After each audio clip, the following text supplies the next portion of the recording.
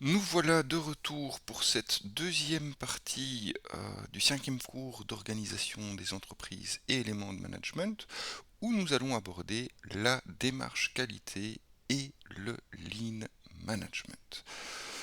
Donc, cette démarche qualité, c'est une philosophie, et cette philosophie, elle suit un objectif de cohérence et d'équilibre de la démarche de management. Ça veut dire quoi? Ça veut dire qu'on va essayer, dans la mesure du possible, d'obtenir des résultats qui soient aussi proches possible de nos objectifs, étant donné nos ressources. Très bien. Et alors, le lean management n'est pas la seule manière de le faire, mais ça m'a paru une approche assez intéressante. Donc, on est bien sur notre troisième point de la participation au management, qui est une participation à la prise de décision de gestion, aux opérations d'amélioration des conditions de travail et de reconstruction du contenu des emplois et des tâches. Bien. Alors, la démarche qualité, c'est une philosophie participative, et c'est pour ça qu'on l'a sélectionnée ici.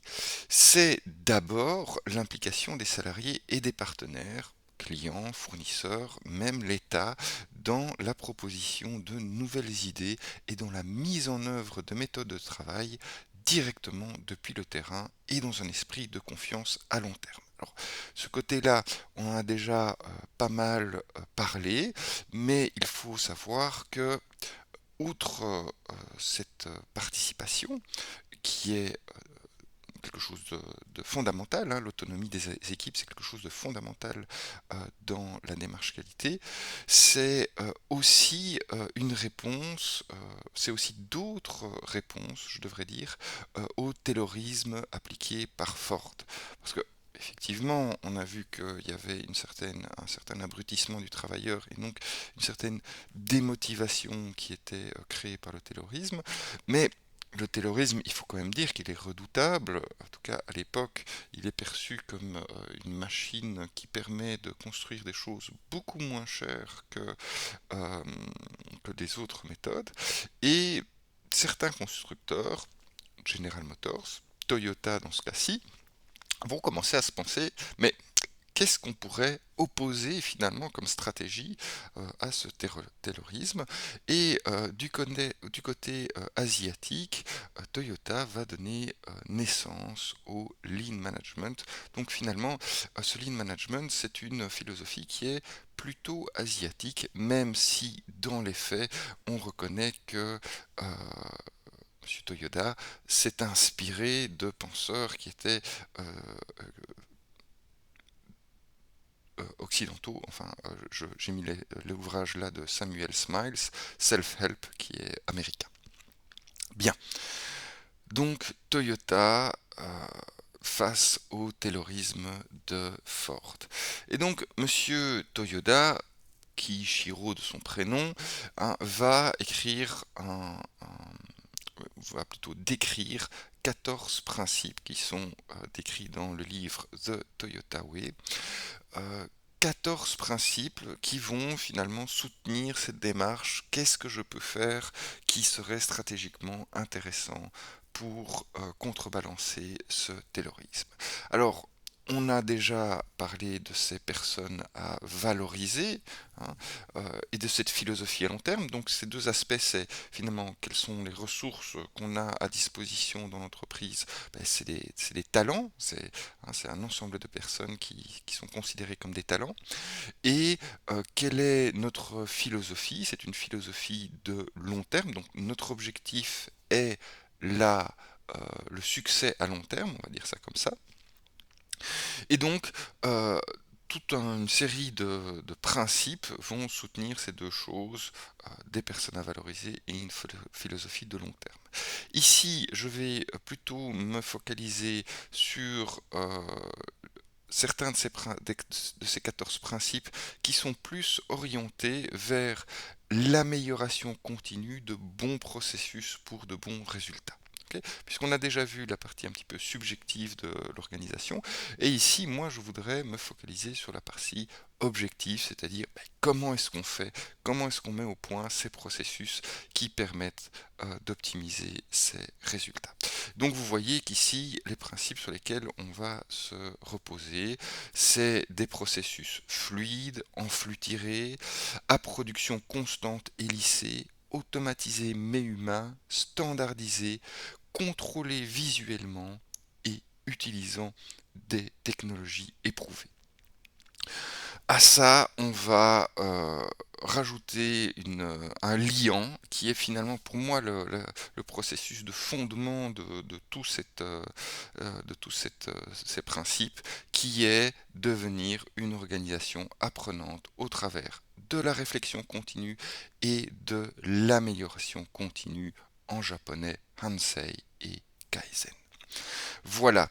Alors, n'attendons plus et fonçons dans ce processus fondateur, qui est un processus en boucle, souvent dénommé la roue de Deming, et c'est une roue plan, do, check, act, c'est-à-dire 4 étapes dans ce processus: planifier, faire, vérifier et agir. Alors, check, c'est se demander quels sont les points forts et faibles de ma démarche. C'est-à-dire, de manière constante, je me dis toujours qu'est-ce que je fais bien, qu'est-ce qu'il est possible d'améliorer.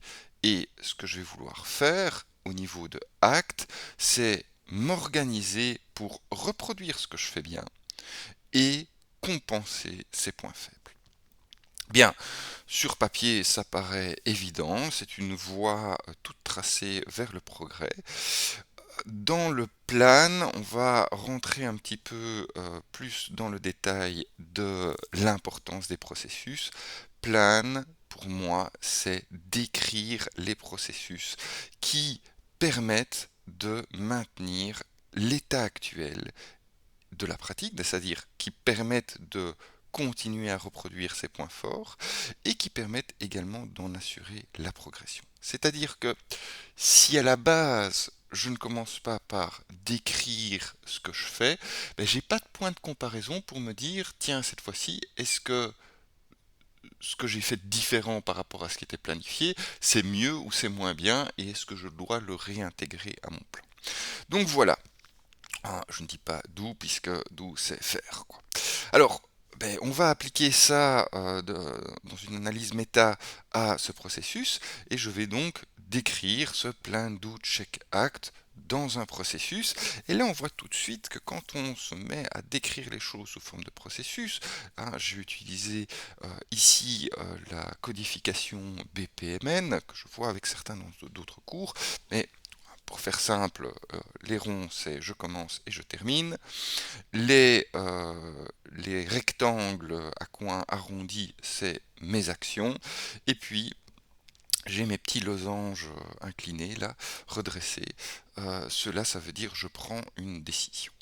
Bon, alors, je commence, je modélise, c'est-à-dire je décris le processus, et puis, et c'est là que c'est important, on voit que dans cette description plein de doutes check act en boucle, c'est un peu simpliste. Dès qu'on va commencer à décrire le processus, on va commencer à se dire, oui mais attends, euh, d'abord, parfois je modélise quelque chose et puis je me dis, ça vaut pas la peine de le faire. Alors là, je dois pouvoir prévoir dans mon processus d'aller directement vers la fin. Euh, Autrement aussi, je me dis que c'est bien, même si je décide de faire, je le check, je peux vérifier ce que je fais pendant que je le fais. C'est pas forcément après. Ok. Et puis, optimiser aussi, je peux vérifier ce que je fais, mais aussi changer ma stratégie pendant que je le fais. Ok. Donc, on voit ici qu'en décrivant le processus, on va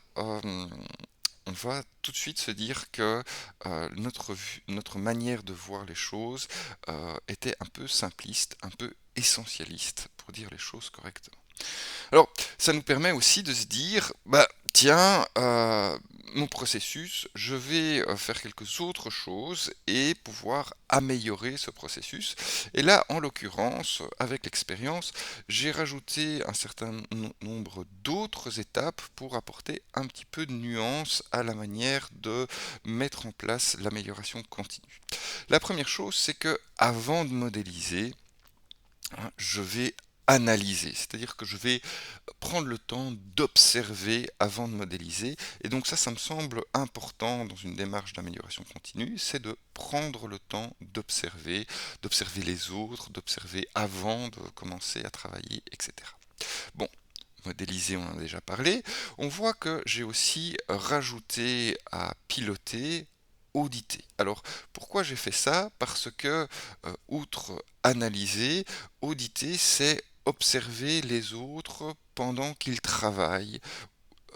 Et je trouve que c'est important dans la démarche d'amélioration continue de différencier euh, piloter, c'est-à-dire je m'observe en train de faire et si jamais hein, je vois que mon résultat n'est pas en train d'être obtenu, je corrige en le faisant. Ça pour moi c'est piloter, hein. Piloter, optimiser, c'est ces deux choses-là qui vont ensemble.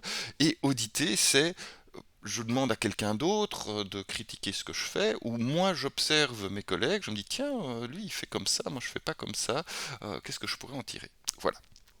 Bon, donc ça apporte un petit peu de nuance sur ce check, hein, qui est pas toujours un check de sa pratique, mais qui peut être un check de la pratique de quelqu'un d'autre. Voilà. On continue, et là j'ai rajouté partager et collaborer. Alors, partager d'abord, c'est que c'est bien de vérifier et d'optimiser pendant que je suis en train de faire ce que je fais, mais après, une fois que j'ai fini, je peux me poser des questions et rapporter, me dire qu'est-ce que je peux, dans ce que j'ai fait de différent, hein, qui est mieux ou moins bien, rapporter au modèle, rapporter aux autres qui vont faire cette même activité dans un futur proche ou dans un autre contexte. Et donc ça c'est important de pouvoir différencier ce optimiser qui est je m'adapte au moment où je le fais, de partager, de je remets à jour le modèle.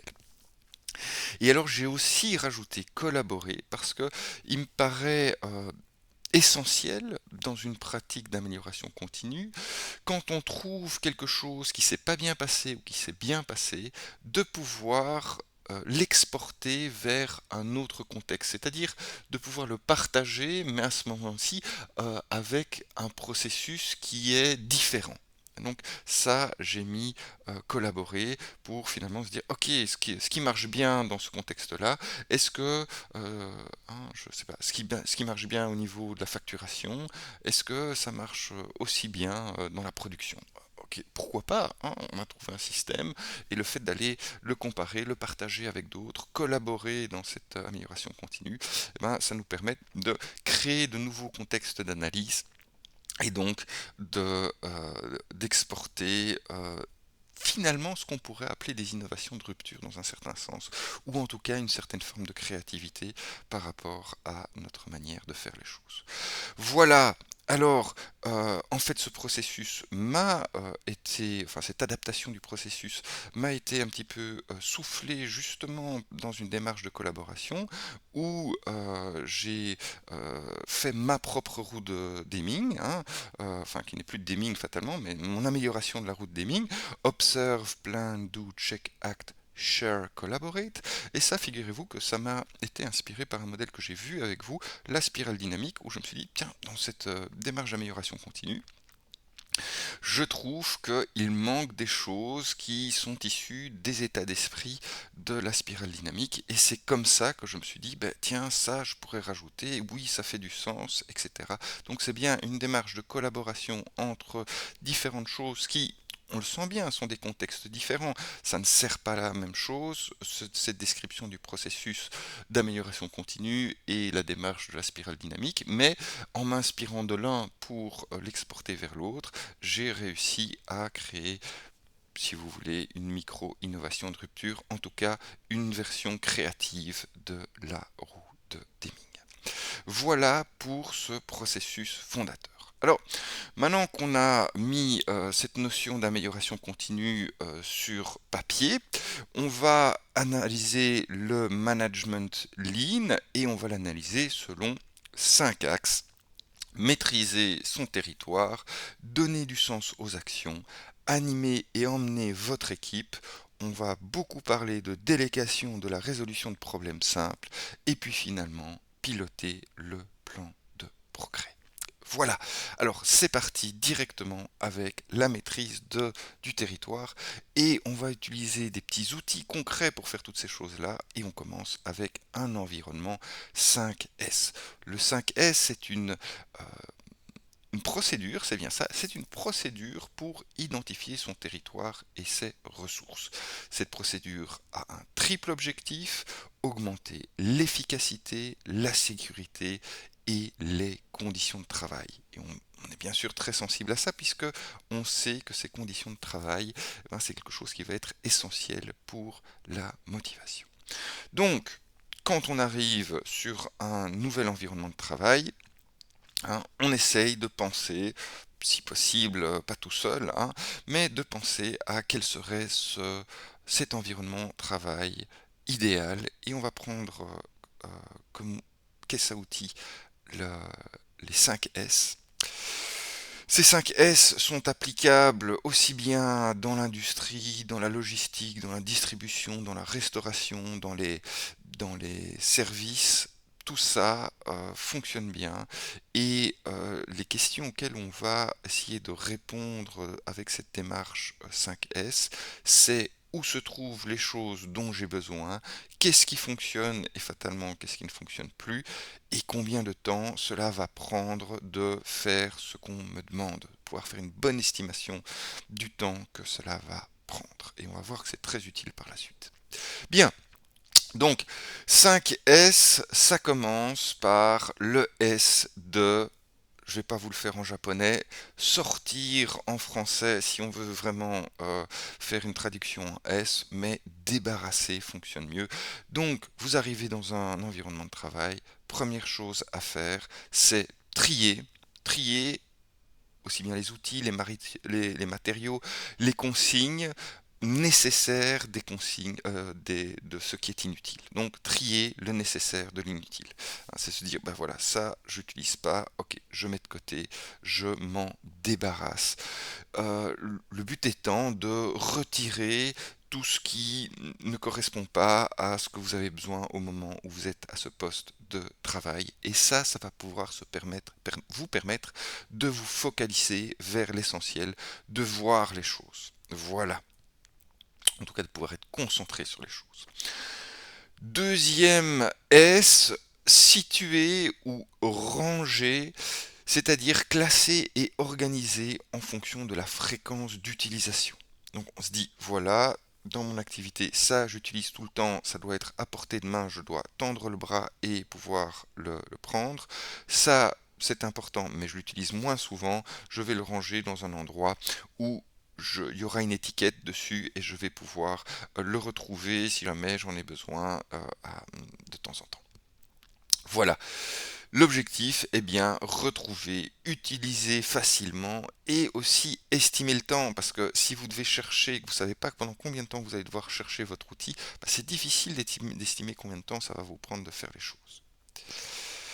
Troisièmement, shampouiner ou plus logiquement nettoyer, c'est-à-dire établir des normes pour la propreté, entretenir les outils, évidemment donner le premier de coup de propre aussi, mais après c'est se dire, ben voilà, moi je veux que ce soit propre comme ça, c'est important que les choses soient propres et bien entretenues, parce que ça permet de se sentir en sécurité, mais aussi que la saleté finalement ne recouvre pas les problèmes potentiels que vous puissiez de nouveau, comme pour ranger et se débarrasser, être en contact directement avec les choses utiles, ok, et que, par exemple, les choses utiles, c'est-à-dire détecter les problèmes rapidement, puissent être faits paisiblement. Voilà, continuons donc une fois qu'on est dans notre environnement qui est débarrassé, rangé et nettoyé, on va pouvoir normaliser. Alors, normaliser, Ça va être finalement marqué aussi bien sur les sols que dans des façons de faire, au niveau de codes couleurs ou de consignes, des, des standards, c'est-à-dire montrer de manière évidente comment il faut se comporter pour maintenir finalement cet état de rangement et de propreté et que ce soit facile finalement d'adopter et évident pour tout le monde de comprendre, ok, ça va là et c'est directement fait. Finalement, on va essayer d'impliquer, c'est-à-dire de responsabiliser tout le monde en se disant, ben voilà, on a fait cet effort pour amener cet environnement de travail à un état qui est agréable pour tout le monde. Et ben, ça dépend de tout le monde qu'il puisse être maintenu dans cet état-là. Et on va pouvoir notamment établir des attentes smarter. On verra ce que c'est smarter tout à l'heure, mais pour le moment, on peut se contenter de spécifiques et temporellement définis, c'est-à-dire aller mettre en place un déclencheur à intervalles réguliers de la maintenance des appareils, du nettoyage de l'environnement, etc., etc. C'est-à-dire finalement mettre en place des routines qui permettent de maintenir cette maîtrise de votre territoire à son plus haut niveau et faire de vous des experts de votre environnement de travail. Voilà. Alors c'est pas le seul rapport au terrain qu'on a dans le lean management.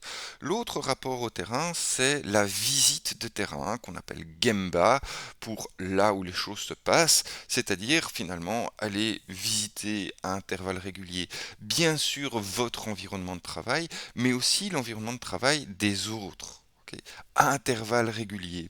Ok, allez voir. Alors, si vous êtes manager, l'environnement de travail de vos équipes, mais aussi si vous travaillez dans un autre service, allez voir, hein, je ne sais pas, hein, vous travaillez à la comptabilité, au marketing, à l'informatique, au secrétariat de direction, et ben vous dites, une fois je vais aller voir particulièrement ce qui se passe dans les services opérationnels, mais pourquoi pas d'autres services aussi, ok, et d'essayer de comprendre le processus par vous-même.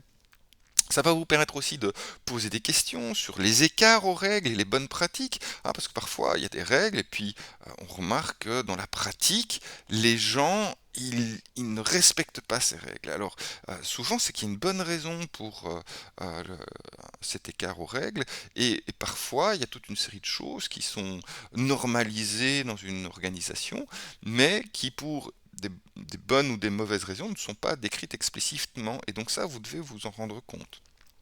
Voilà. Les bonnes pratiques, voilà, hein, ça c'est quelque chose, côté positif des choses. Euh, voilà. Ça va vous permettre aussi d'identifier des problèmes éventuels avec une vue externe, parce que souvent quand on a le nez dans le guidon, eh ben, on est moins sujet à détecter des problèmes qui pourraient paraître évidents de l'extérieur. Et c'est très important, donner de la vision sur l'activité que vous êtes en train de visiter, du respect à l'équipe, c'est-à-dire créer finalement une motivation à collaborer. Pour terminer, se collaborer justement, il permet de s'inspirer mutuellement et d'aller peut-être détecter des manières de faire que vous pourriez réimporter dans votre contexte personnel si vous êtes en train de faire une visite de terrain qui n'est pas le vôtre. Très très bien. Donc la visite de terrain, c'est quelque chose d'important dans le lean management. Et ça va nous mener au fait de donner du sens aux actions. Des process smarter, donc j'ai déjà utilisé plusieurs fois ce terme avec vous et il est temps de le mettre dans son contexte principal, c'est-à-dire définir et aligner la contribution de votre équipe à l'objectif général. Donc on a toute une série de processus et on veut s'assurer que ces processus et les personnes qui font des tâches à l'intérieur de chacun de ces processus sont bien tous en train de faire quelque chose qui est cohérent par rapport à notre vision. Donc, la vision, on a déjà vu comment est-ce qu'on la déterminait. Et puis, ben, au fur et à mesure, on va déterminer des objectifs pour les processus, et puis on va déterminer des objectifs pour les personnes. Alors, objectifs individuels, d'équipe, d'entreprise, on a vu que les trois étaient nécessaires et les trois sont motivants. Voilà, donc on veut que ces objectifs ils soient smarter. Je vais aller dans une version un petit peu personnalisée de ce smarter, qui est de toute façon euh, un petit peu variable dans la littérature, c'est-à-dire qu'en fonction des ouvrages que vous allez consulter, ce smart ou ce smarter ne sera pas, ne décrira pas les mêmes choses. Mais ici, j'ai essayé d'être relativement complet quand dans la description de tous les côtés des objectifs qui font la différence, on va dire ça comme ça. Et donc, on va commencer par S pour spécifique, c'est-à-dire qu'un bon objectif va être décrit de manière précise. Ok, il ne s'agit pas de rester vague, il s'agit de décrire de manière concrète ce qu'on fait. On est dans le concret à partir du processus. Très bien. Deuxième M pour mesurable, et là par mesurable on entend qu'on aimerait des indicateurs. Des indicateurs, j'ai mis chiffré, mais mesurable serait le terme exact, hein, c'est-à-dire que on peut idéalement voir qu'on progresse sur ces indicateurs. Ça c'est extrêmement motivant de voir qu'on est en train de progresser sur des indicateurs. Voilà. Troisième lettre A, A pour atteignable et ambitieux. Les deux sont importants parce que vous voudriez que cet objectif il ne soit pas impossible. Si vous vous fixez un objectif qui paraît inatteignable, ben, c'est pas très motivant, mais il faut quand même que ce soit ambitieux parce que si vous vous mettez un objectif qui est trop facile à atteindre, bah, c'est un peu banal, ça va pas vous faire sortir de votre zone de confort et ce sera un petit peu monotone et démotivant à la longue. Alors R, c'est R pour responsable, et je vais même encore rajouter un autre mot commençant par R qui est lui-même un acronyme et qui décrit les différentes formes de responsabilité qu'on peut avoir face à un objectif. Et donc moi j'utilise euh, l'acronyme RACI pour ce R pour responsable, acteur, consulté et informé. Donc, qui sont finalement les quatre types de personnes qui vont devoir se collaborer autour de cet objectif. Et durant notre atelier, la semaine prochaine, enfin au prochain cours, je devrais dire, eh ben, on verra en détail ce qu'on peut faire avec ces différentes catégories de responsabilité. Finalement, T comme temporellement défini, ça veut dire que si vous avez un objectif mais que vous ne savez pas quand vous voulez l'obtenir, eh ben c'est voilà, vous perdez un petit peu aussi de la motivation face à cet objectif. Euh, Bien, vous aurez tendance à procrastiner.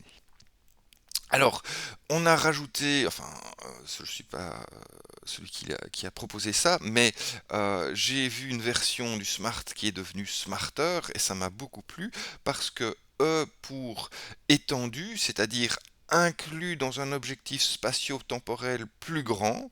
Ok, ça me semble vraiment pas mal pour un objectif parce que ça nous rappelle que ben, cet objectif, s'il est au niveau individuel, il doit être inclus dans un objectif d'équipe, qui doit être inclus dans un objectif de processus, qui doit être inclus dans un objectif de macro-processus, qui devra encore être inclus à un objectif d'entreprise, c'est-à-dire à une vision. Bon, alors ça c'est pas mal, hein, et donc on peut finalement retrouver ce degré d'abstraction duquel on a déjà parlé. Et finalement, rémunérateur, ce serait ben, le terme le plus élevé, c'est-à-dire qu'il doit être cohérent avec nos valeurs, il doit ramener de la fierté à celui qui essaye d'atteindre cet objectif et qui met son temps au service de cet objectif.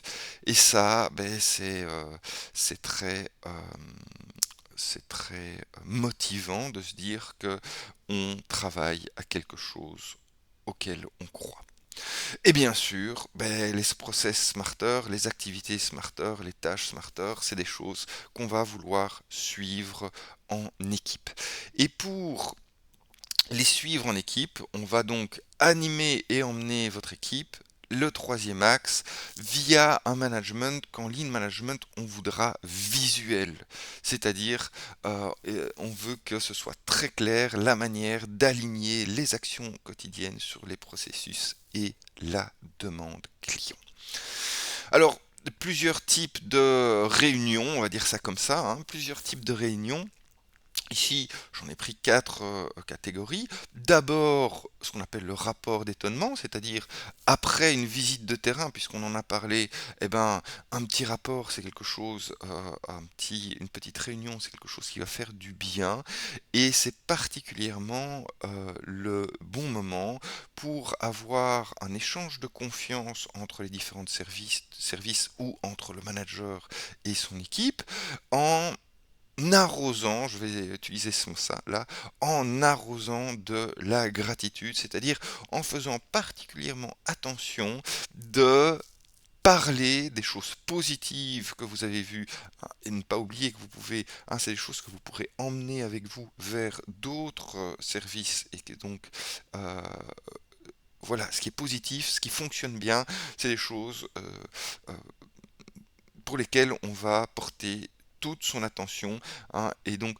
plus finalement que sur les problèmes. Et si on parle de problèmes, euh, on va certainement en parler de manière positive, en parlant plutôt de résolution de problèmes, ce qui va vous mener à la dernière activité où ben voilà, on a des réunions à intervalles réguliers où on va pouvoir décrire tous les problèmes à résoudre et où dans le lean management, on fait particulièrement attention à ce que chacun puisse proposer une observation problématique et proposer des manières de les résoudre. On en parlera encore par après.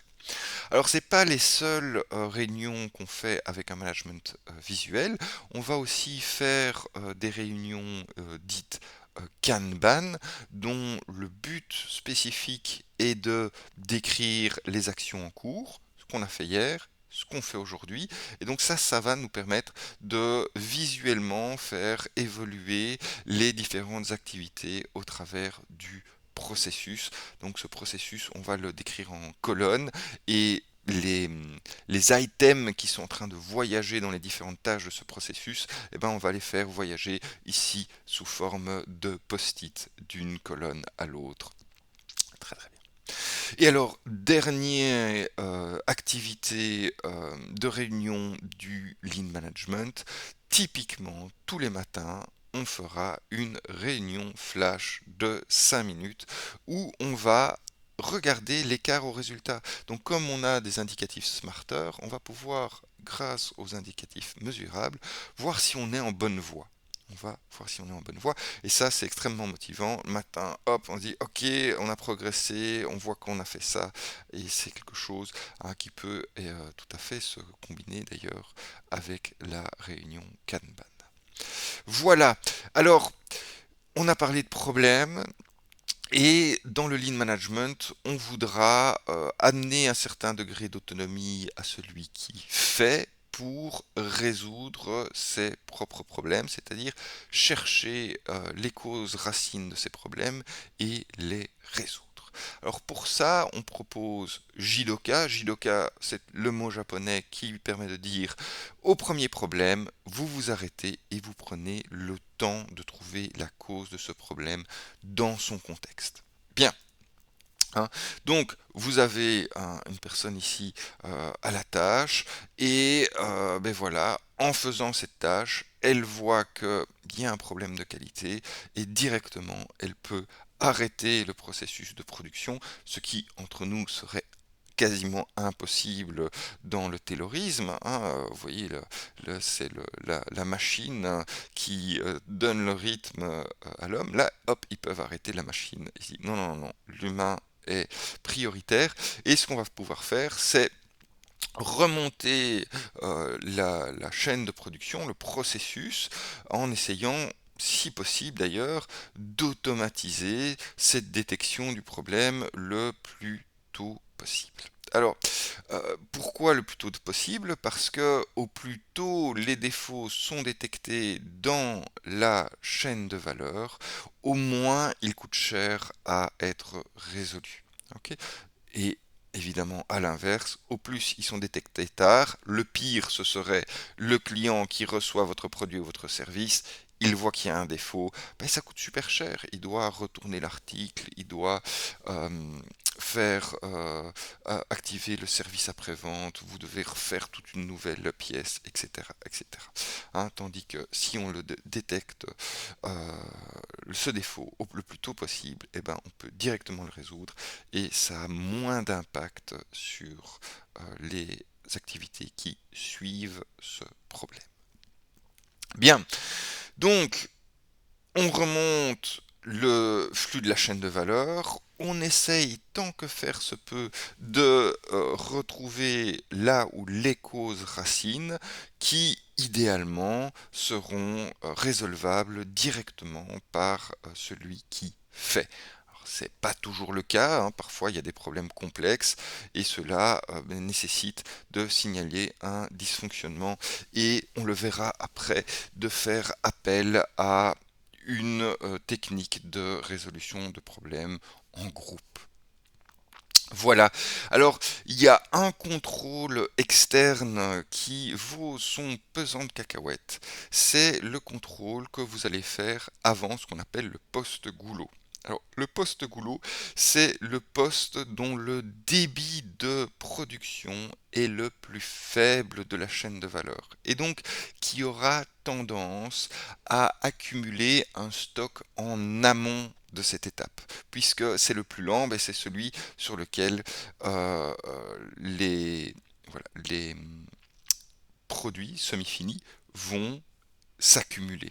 Et donc vous avez tout intérêt à ne pas surcharger ces tâches avec des items, des produits semi-finis ou des services semi-finis euh, altérés, dégradés, hein, parce que ce serait finalement amener du traitement et inutile dans des tâches qui sont déjà à tendance surchargée. Donc voilà, cette notion de poste-goulot, on va la revoir par après, elle est relativement importante dans le lean management. Et donc si je cherche à détecter mes problèmes le plus tôt possible, hein, ce serait un endroit assez intéressant pour aller faire mon test et mon contrôle qualité. Bien, donc, si jamais j'arrive pas à le résoudre tout seul, je vais escalader donc ce problème. Et pour les problèmes complexes, eh ben, on va développer des techniques collaboratives. Alors, j'ai hésité à vous citer quelques standards. Euh, je les trouve toujours un peu pas satisfaisants parce que, en fait, la résolution de problèmes en groupe, de problèmes complexes en groupe, ce sont des méthodes qui sont idiosyncratiques, c'est-à-dire ce sont des méthodes qui dépendent du cas par cas. Okay, hein, j'en vois pas mal avec les marketeurs d'entre vous, hein, dans un cours qui s'appelle Technique de créativité, hein, dont il y a certaines vidéos qui traînent sur cette chaîne, donc si vous avez envie d'aller les voir, soyez le bienvenu. Mais voilà, ce serait trop de les amener en détail ici. Il existe hein, des techniques de résolution de problèmes en groupe RPG et voilà, mais je trouve qu'elles gagnent à être flexibles et à pouvoir s'adapter aux problèmes en question. Donc je ne vais pas plus détailler de processus à ce niveau-là. Alors pourquoi est-ce qu'on va directement traiter les problèmes ou les escalader au plus vite et les résoudre en groupe, ben pour faire de la qualité du premier coup. Et ça, c'est ce qu'on appelle l'excellence opérationnelle. Être cohérent et fiable, c'est ce qu'on veut. Et alors, on veut être cohérent et fiable au niveau de mes fournisseurs, c'est-à-dire qu'on voudra que mes fournisseurs livrent de la qualité du premier coup. Ok, et donc, on voit que cette démarche de qualité, c'est une démarche qui va s'étendre vers vos fournisseurs, puisque vous attendez de eux qu'ils fassent la même démarche que vous. Vous allez vouloir faire de la qualité du premier coup au niveau des équipements, c'est-à-dire éviter qu'ils tombent en panne, qu'ils aient des problèmes, qu'ils fassent des pièces défectueuses. Vous allez vouloir faire de la qualité du premier coup au niveau des employés et vous allez encore vouloir faire de la qualité du premier coup au niveau des produits et des services rendus. Voilà, donc l'excellence opérationnelle, c'est voilà, chercher dans ces quatre cadres-là et de manière générique les problèmes, les résoudre pour arriver à faire de la qualité du premier coup. Bon, alors ces problèmes, on va aussi essayer d'avoir une démarche un peu plus anticipative et de détecter de façon 3M ces problèmes. L'objectif est de réduire, dans cet ordre-là, c'est important, les mouris, les mouras et les moudas. Alors, les mouris, ce sont des charges de travail intempestives ou des moyens démesurés. Et ça a souvent à voir avec la satisfaction et la sécurité au travail. C'est pour ça qu'on les mettra en priorité. Les mouris, on les traite en priorité. J'insiste sur ça parce qu'il y a pas mal de littérature qui commence par les Moudas, parce que finalement c'est un peu les plus faciles à décrire, mais une large partie des critiques qu'on fait au lean management est due au fait qu'on traite les Moudas en priorité et pas les Mouris. C'est-à-dire, d'abord, on s'assure de traiter la quantité de travail, c'est-à-dire que on ne veut pas qu'un travailleur, mais c'est valable aussi pour une machine, pour les autres aspects, soit en surcharge de travail, ni qu'elle soit en sous-charge de travail d'ailleurs. Ok? Bien. Deuxième chose à laquelle on va s'attaquer, les mouras, c'est-à-dire la variabilité des écarts. On voudra rechercher une qualité et une quantité produite relativement constante.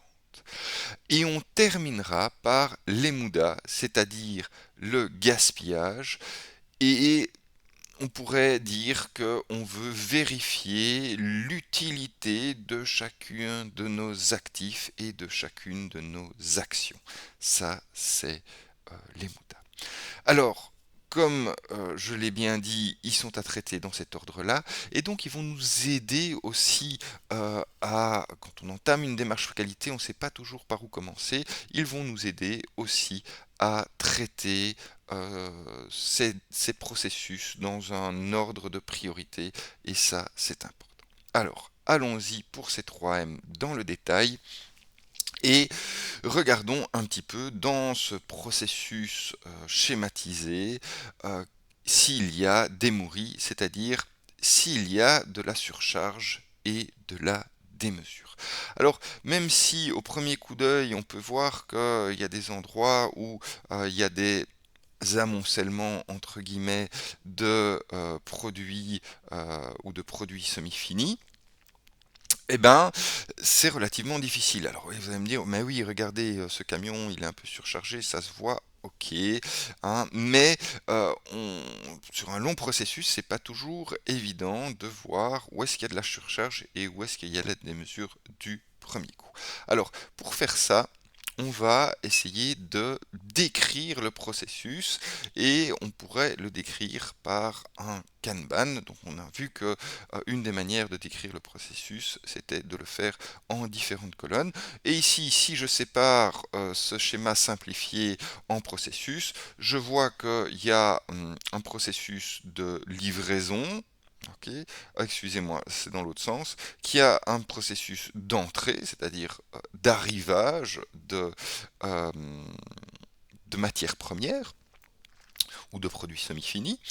Il y a un processus de création de valeur avec cette petite pince qui va changer ce rond en un carré. Et puis il y a dans ce processus la sortie avec ce petit tapis à billes, et il y aura finalement la livraison avec nos camions, notre camionnette et notre semi-remorque. Bien, alors une fois que j'ai détaillé les différentes étapes de mon processus, je vais pouvoir passer à une deuxième étape, c'est-à-dire définir des limites de travail pour chaque étape. J'aurais dû mieux formuler ça en disant définir des limites de productivité pour chaque étape.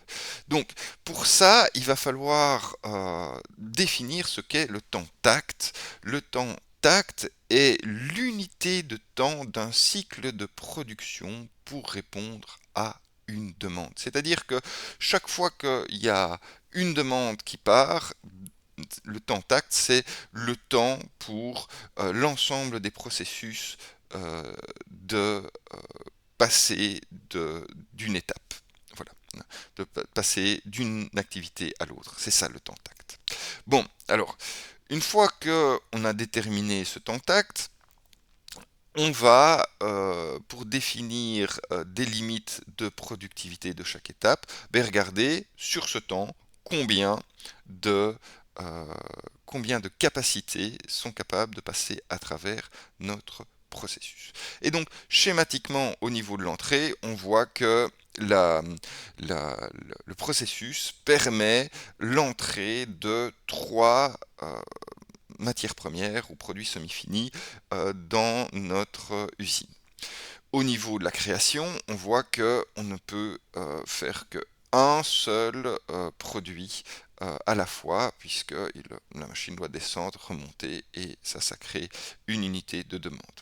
Au niveau de la sortie, on aurait la place pour mettre 4 unités de demande, puisque cette sortie est bien large, bien grande. Et au niveau de la livraison, en fonction du camion qu'on va utiliser, on aurait 3 ou 6 capacités de production. Alors, une, une fois qu'on a ça, ça devient beaucoup plus facile de déterminer les mouris parce que on va voir que finalement, on va se rendre compte que par rapport aux autres, hein, en comparaison par rapport aux autres étapes, et particulièrement par rapport à l'étape goulot, qui est ici la création, où il n'y a qu'une pièce qui peut passer à la fois, eh ben, on va être en surcapacité ou en sous-capacité. Hein. Euh, voilà.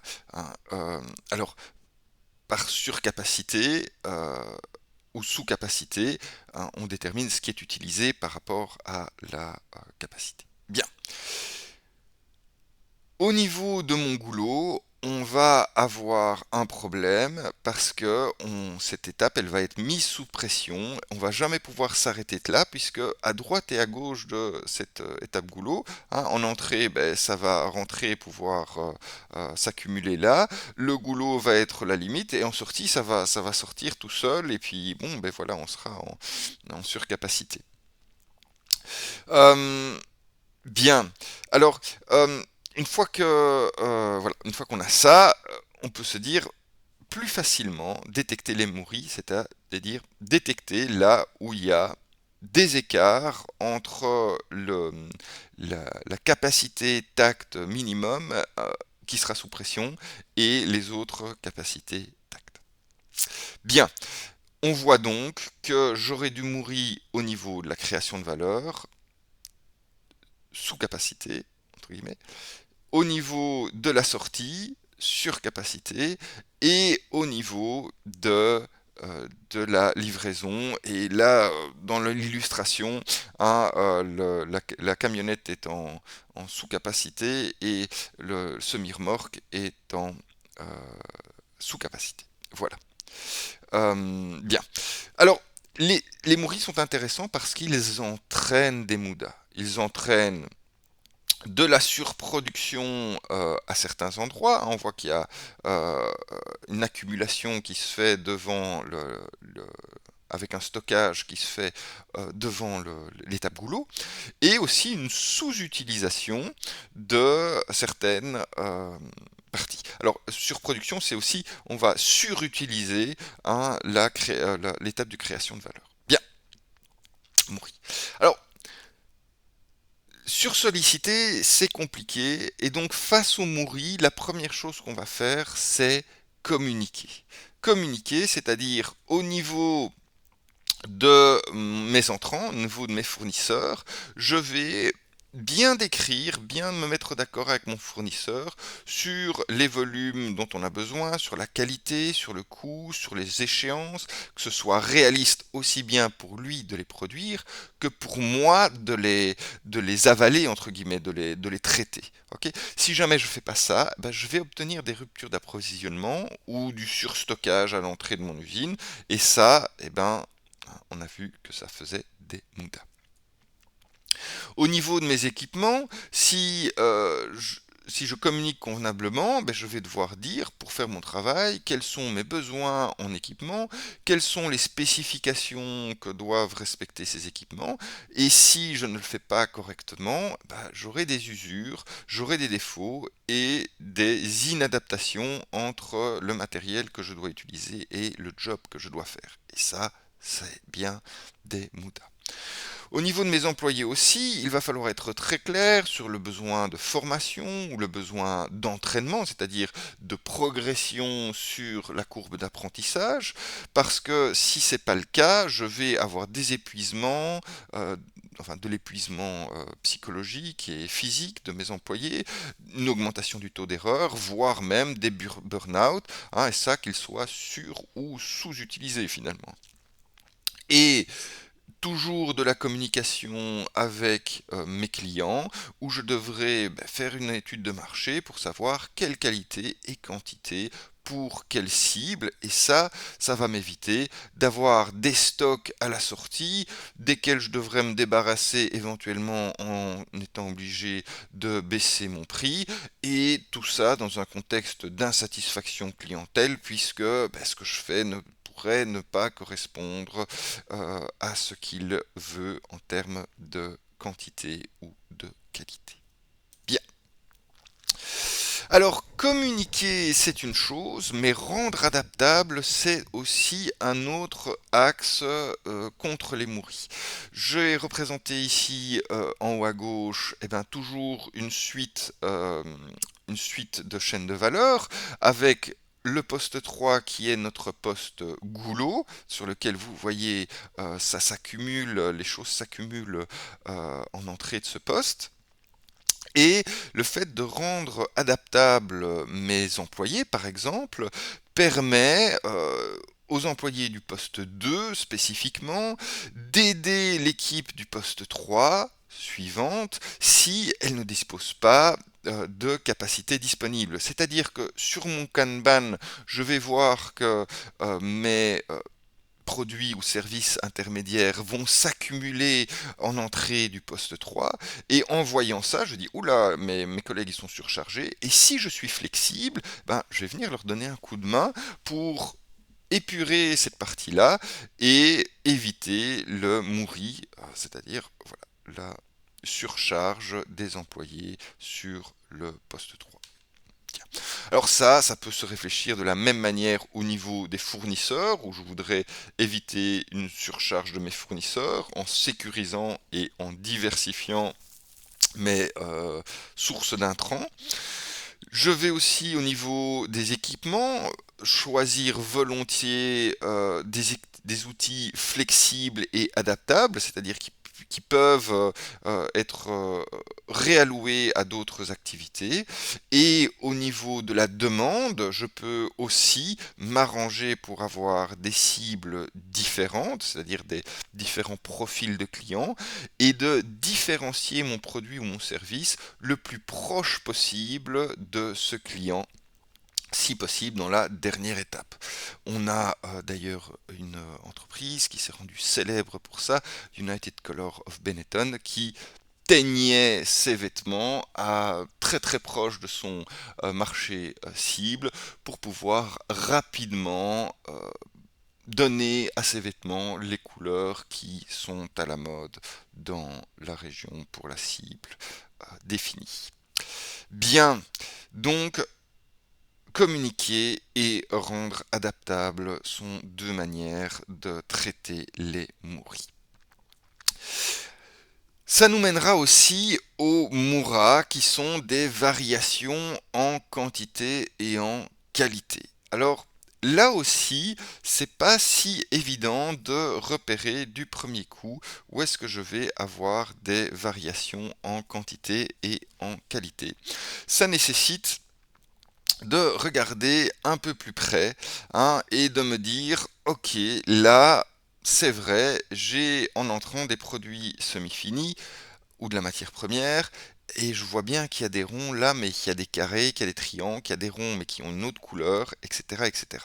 Et donc ça, c'est une vraie variation en qualité. Donc, je vais devoir y faire attention. Je vois aussi que au niveau de mes camions, une fois j'en ai 6 dans un petit camion, une fois j'en ai 2 dans un grand semi-remorque, et ça, c'est aussi des variations ici typiquement en quantité. Alors, comment traiter ces deux variations? D'abord, on va essayer de réduire les irrégularités en quantité. Et pour ça, on va devoir se fixer une limite au niveau global et lisser le processus sur ces limites. Alors, dans le processus que je vous présente, il y a deux options qui sont possibles. La première, c'est de fixer la limite à 3 par tact. Donc, l'entrée, je ne dois rien y changer. Au niveau de la création de valeur, je vais, si vous voulez, aligner deux machines de création de valeur supplémentaires, donc en racheter les deux autres pour qu'elles puissent travailler de manière parallèle avec celle que j'ai déjà. Et donc, je vais arriver à une capacité de 3. Au niveau de la sortie, je pourrais éventuellement la réduire légèrement à 3, quoique 4 n'est pas réellement excessif si jamais ça fait des gros frais. Et au niveau de la livraison, je vais me contenter des camionnettes. J'aurai donc ici une limite fixée à 3 et j'ai bien lissé mes différents processus au plus proche de cette limite. L'idéal théorique du lean management étant de lisser à 1 en fait, ici, hein, en réduisant mon entrée, au niveau de ma création de valeur je serai bien, en réduisant ma sortie à 1 et en remplaçant mes camionnettes et mes semi-remorques par de la livraison à l'unité. Alors, bon, ici, hors contexte, on ne peut pas réellement critiquer une manière de faire ou l'autre. Elles sont toutes les deux théoriquement valables dans le terme de réduire les irrégularités en quantité. Le choix, il va se faire en fonction de la demande client. Donc si j'ai des clients qui consomment mes carrés à l'unité et de manière voilà, parcimonieuse, j'aurai tout intérêt à fixer cette limite à 1. Si maintenant mon client est un client industriel qui lui aussi peut traiter les carrés par 3, j'aurai tout intérêt à, certainement si ma demande est plus grande, à opter pour la première solution. Bien. Alors, cette demande, elle nous mène à cette notion de flux tiré. Donc c'est bien la demande qui va finalement faire progresser mon processus.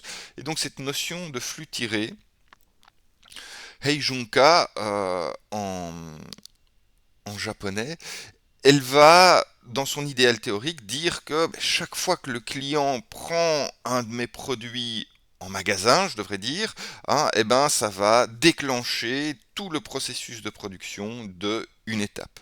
Et ce serait finalement ça mon idéal théorique. Donc si je prends ma sandwicherie, j'aurai mon client qui rentre, qui demande un sandwich, et ça enclencherait chacune des étapes du processus de valeur pour faire ce sandwich que le client demande. Alors, dans certains cas, ça peut être praticable, mais dans quand même de nombreux cas, utiliser cette demande client comme ça au compte-goutte est quelque chose qui n'est pas praticable. Et on va utiliser différentes possibilités, et notamment une certaine notion d'une demande moyenne. Cette demande moyenne, finalement, c'est de se dire, ben voilà, euh, toujours en restant dans ce contexte de sandwich, je me dis, ben voilà, en moyenne, un jour de semaine, j'ai autant de jambon beurre, autant de fromage, autant de clubs, autant d'américains, autant de falafel et autant de houmous qui sont commandés. Et donc, je vais, voilà, produire cette quantité moyenne en flux constant, c'est-à-dire que ceux qui sont le plus demandés, je vais les produire avec un flux plus soutenu que ceux qui sont le moins demandés. Et pour modéliser ça, on fait appel à une boîte Heijunka, c'est-à-dire la boîte que j'ai représentée ici en bas à gauche et qui dit aux travailleurs que il doit commencer par le produit A et puis donc vous travaillez de gauche à droite mais d'abord de haut en bas.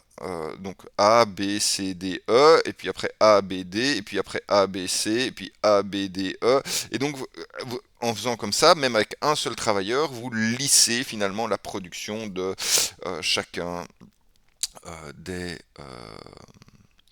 de la production. Alors, voilà, hein, de nouveau, c'est une idée qui vise à trouver le contre-pied par rapport au taylorisme. Il faut évidemment faire le différentiel entre le gain de faire les choses en masse et la perte due au stockage à chacun des niveaux intermédiaires. Voilà. Et ça, cette demande, que ce soit le client ou que ce soit cette demande qui soit issue de votre boîte Heijunka, eh ben, ça va rentrer dans la première étape du tableau Kanban à faire. Et puis, bon, ici, j'ai pris une version la plus simple possible, mais donc, elle va rentrer dans le cours de ce processus au niveau de mon tableau Kanban. Alors, à côté de la réduction des quantités, on va aussi, enfin des irrégularités en quantité, on va aussi regarder les irrégularités en qualité. Ok. Et à la détection, vous voyez qu'ici on voit en sortie que ces carrés ils sont pas réguliers, il y a un problème. Qu'est-ce que je vais faire? Je détecte ça en général évidemment en sortie de l'opération de création de valeur, puisque c'est là où je vais être attentif à ce qui se passe. Et puis je vais vouloir remonter la chaîne de valeur jusqu'à la cause racine, me rendre compte qu'il y a des triangles, des carrés et des ronds d'autres couleurs qui sont en entrée, et finalement pouvoir déterminer de manière relativement évidente ici qu'on a un problème de livraison de nos produits semi-finis ou de notre matière première. Alors, ces mouras, ces irrégularités, elles entraînent des moudas, puisque ça va entraîner des erreurs, des traitements inutiles, puisque par exemple je vais transporter ou je vais sortir des items qui sont défectueux, et des mouvements inutiles, l'action de sortir notamment cet item défectueux de ma chaîne de valeur, ça va être des mouvements inutiles. Bien, ça va nous permettre de parler des Moudas, et en particulier de deux Moudas dont on n'a pas encore parlé dans le contexte des Mouri et Moura, c'est les transports inutiles et le temps d'attente inutile.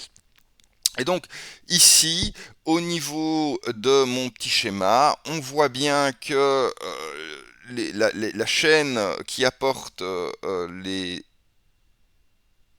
produits semi-finis de l'entrée vers la création de valeur, eh ben, elle est excessivement longue, et même chose en sortie, elle est excessivement longue.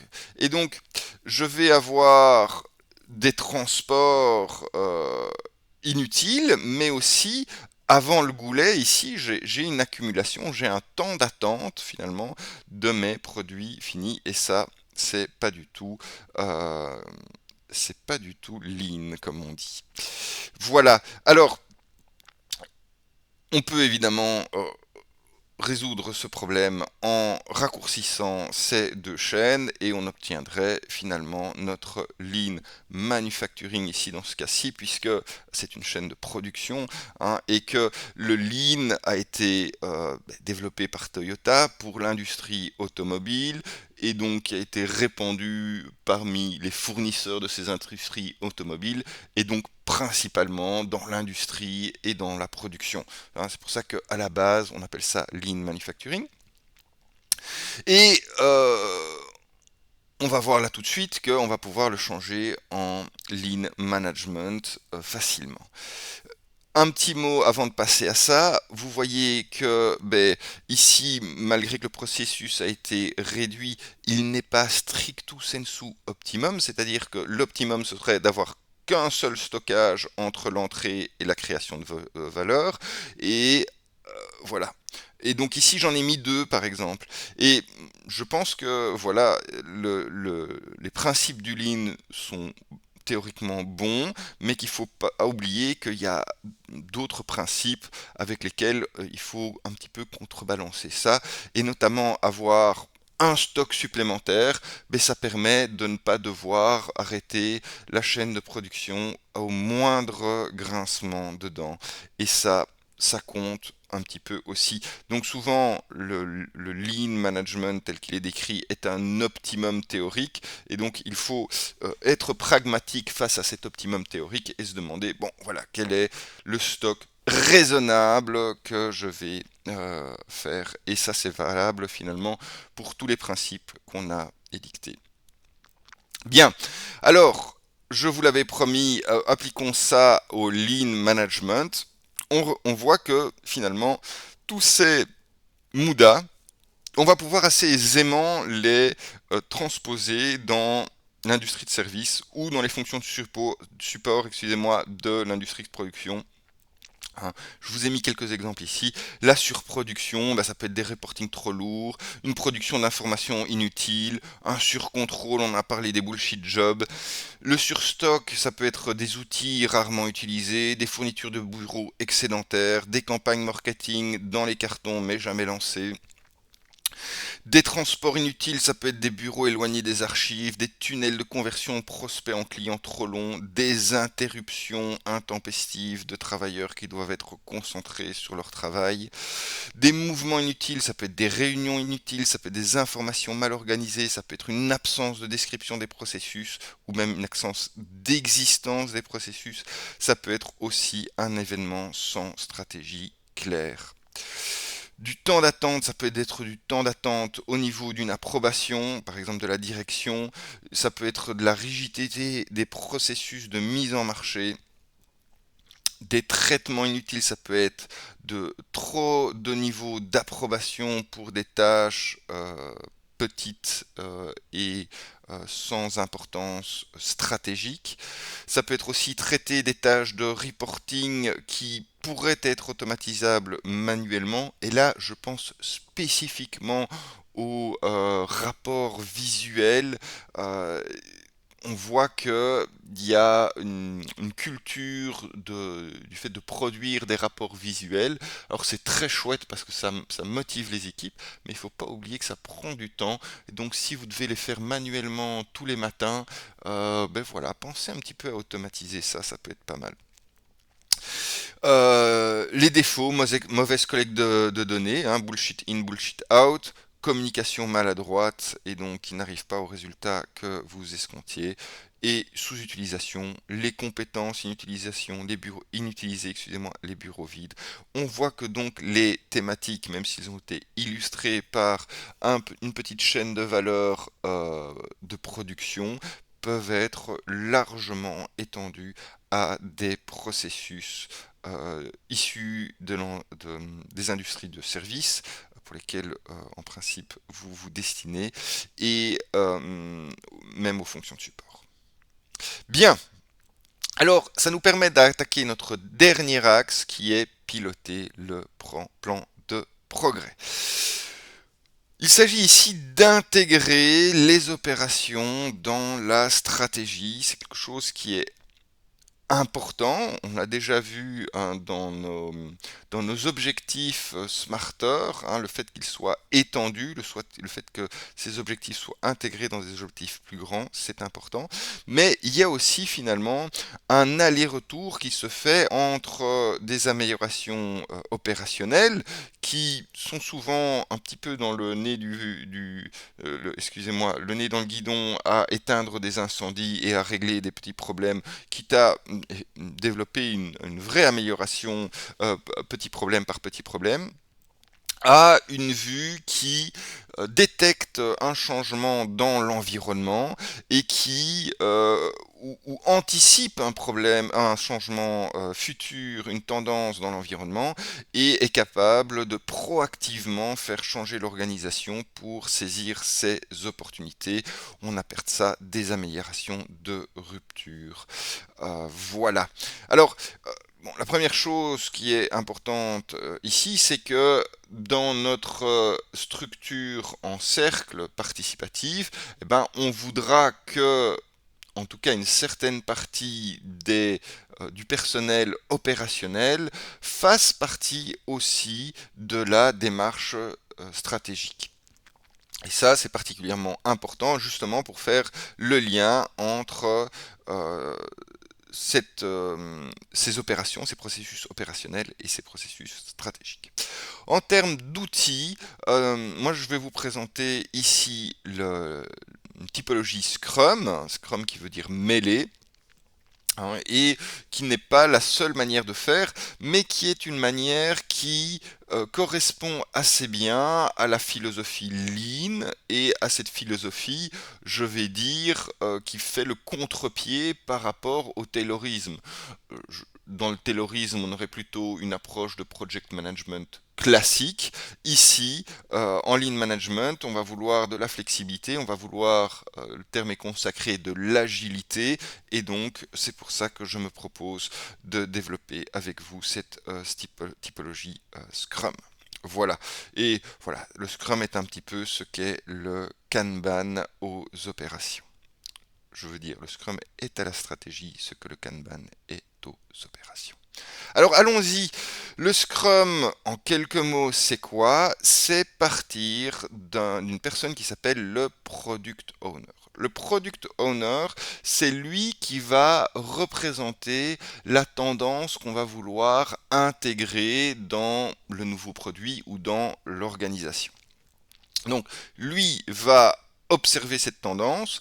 Souvent, dans les typologies Scrum, on va dire qu'il va représenter les désirs et frustrations du client, c'est ça qu'il va faire. Mais on peut tout à fait appliquer ça à un client une demande qui n'existe pas mais qui est visionnaire, ou à un changement de l'environnement, ou voilà, à d'autres choses. Donc finalement, il va avoir une certaine notion de la mission de l'organisation et une volonté de réinterpréter une partie de la vision dans le cadre de cette mission. Voilà comment moi je me représente les choses. Et il va décrire un user story, c'est-à-dire qu'il va décrire ce que ce client réclame ou veut, ce que cette tendance nécessite pour être cueillie, hein, c'est-à-dire comment saisir cette opportunité ou éviter cette menace. Comment est-ce que je vais faire ça concrètement?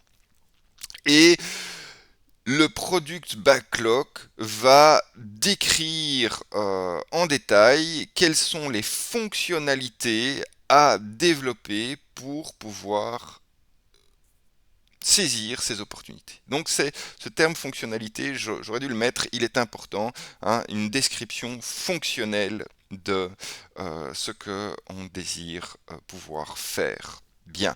Alors, de cette description fonctionnelle détaillée, eh ben, on va sélectionner les prioritaires et on va les envoyer dans ce qu'on appelle un sprint, c'est-à-dire un laps de temps de 2 à 4 semaines qui correspond à une capacité de travail de l'équipe pendant ce temps. Okay. Donc on va se dire, ben voilà, nous on pense que, hein, on va planifier, nous on pense qu'on pourrait, d'abord que ces choses-là sont prioritaires et qu'on pourrait être capable d'implémenter, donc de rendre pratique ça en 2 à 4 semaines. Une fois qu'on est d'accord là-dessus, donc que les items du product backlog ont été sélectionnés pour le sprint, on va partir et on va développer ces items-là et rien que ces items-là. De manière journalière, on va faire ce qu'on appelle un Scrum Meeting où, de manière similaire au Kanban, on va dire ce que vous avez fait la veille, ce que vous allez faire aujourd'hui et les problèmes qui vous bloquent. Alors ça, c'est très intéressant parce que ça va permettre à ce qu'on appelle le Scrum Master de déterminer le burn down chart, c'est-à-dire la progression des items à réaliser par rapport à notre objectif de 4 semaines et à l'équipe de mettre en place une gestion collaborative des problèmes qui bloquent l'équipe pour pouvoir essayer de les résoudre au mieux. Alors, donc tous les jours comme ça pendant 4 semaines. Dans ces 4 semaines, on prévoit aussi un test qualité, c'est-à-dire qu'on va tester si ce qu'on a développé correspond aux attentes qui ont été définies dans le product backlog. Et on va livrer. On livre dans ce qu'on appelle un sprint meeting review, où finalement on se retrouve avec notre product owner. On lui montre sous forme d'une démonstration ce qui a été développé pour lui.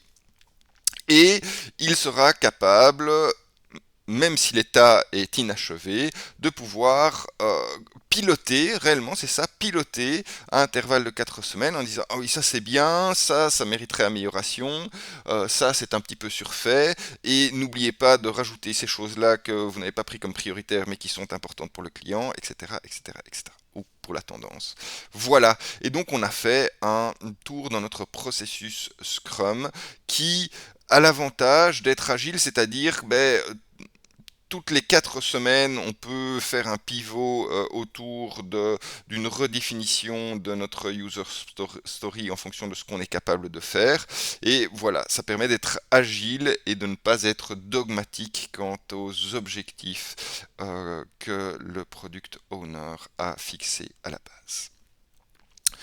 Bien, en conclusion, le lean management, c'est l'amélioration continue et on la veut infinie et on la veut personnelle, c'est-à-dire que cette philosophie, contrairement à ce qui se passe dans certaines institutions, elle est dans les mains de chacun et particulièrement dans les mains des personnes qui sont dans l'opérationnel ou dans les opérations stratégiques, hein, entendez-moi bien, c'est-à-dire que chacun, avec cette philosophie, applique ses principes à ses propres tâches en repérant chez les autres ce qu'ils font de bien, ce qui pourrait importer chez lui, et ça crée une dynamique collective et participative qui est, je pense, assez positive, même si, comme je l'ai déjà dit, elle est parfois critiquée, mais je pense que la majorité des critiques sont un mauvais équilibre entre ces principes et les principes qui sont ceux du taylorisme, qui sont pas mauvais en soi, hein, mais voilà, ils nécessitent un équilibre contextué en fonction de ces deux tendances, et la tendance à prendre les Moudas avant les Mouras, et certainement avant les Mouris. Je pense que toute cette philosophie est basée sur une satisfaction au travail qui commence par les mouris et une planification de notre capacité à travailler et à produire. Voilà, je vous remercie de m'avoir écouté jusqu'ici et je vous revois à notre prochain cours. Merci.